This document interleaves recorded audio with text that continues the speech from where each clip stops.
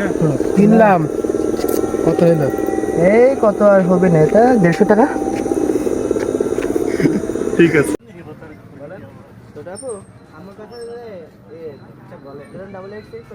Idea বলেন, মোটামুটি বলেন তো। নাহলে শরবতের দাম দেবো না। কিছু একটা বলেন, আইডিয়া এটা সম্পর্কে অভিজ্ঞতা নাই। না না, মোটামুটি দাও। আপনার যেটা মনে হয় সেটাই বলেন। যেটা মনে হয়। আন্দাজে পরীক্ষা নিয়ে এটা ব্যবহারই করে না সম্পর্কে। তা বলেন একটা ইয়ে 400 500 4-5 ঘড়ি হয়, বলেন। 2000 কি 3000 5000 এরকম। 5000 আর কি, 5000। ঠিক আছে বলেন। দেখতে পারেন। না এর দাম কত হতে পারে বলো তো সাকিব? মানে আমরা আইডিয়া পাচ্ছি না। হ্যাঁ 3-4 3-400 ঘড়িটা হ্যাঁ কত হবে না, মানে অরিজিনাল দাম কত হবে?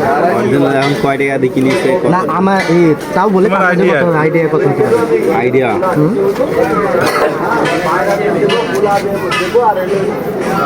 আইডিয়া এগুলোর প্রতি তো আমার অভিজ্ঞতা কম। হয়তো তারপরেও আন্দাজে না, সেজন্যই তো নিজের লোক না, সেজন্য জিজ্ঞাসা করবো।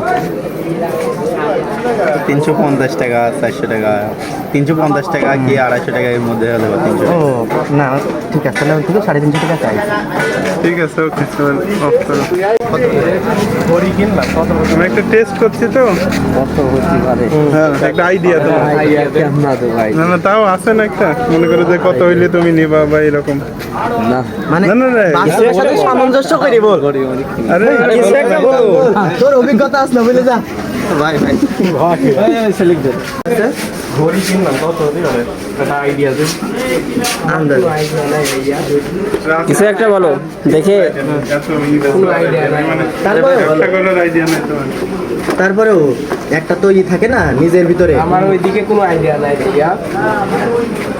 এই 150 200 300 400 এরকম 4-5,000 6,000 7,000 1000 2000 3000 এরকম এগুলো দাম তো বলুন। একটা আন্দাজে বললে কি সমস্যা নাই বলো? এই মুরব্বী মানুষের জিজ্ঞাসা করা ভালো বলতে হবে।